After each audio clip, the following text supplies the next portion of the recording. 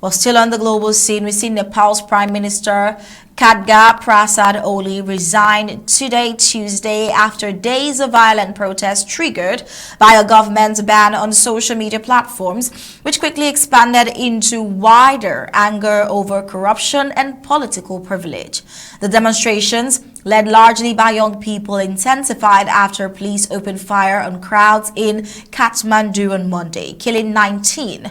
Although the government lifted the ban a day later, the protests continued, fueled by outrage over the deaths and deep frustration with the country's political elite.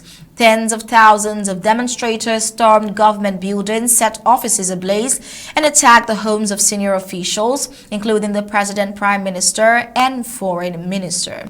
Videos shared online showed opposition leaders assaulted by angry crowds, and army helicopters evacuated ministers from besieged offices, while the military urged protesters to end the unrest to avoid further bloodshed. But despite Oli's resignation, protesters remained on the streets demanding broader political change.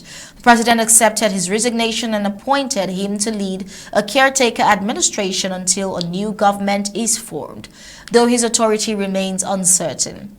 The unrest, dubbed the Gen Z protests, began after the government blocked Facebook, X, and YouTube, accusing the platforms of refusing to register under new regulations. But the demonstrations quickly tapped into long-standing grievances.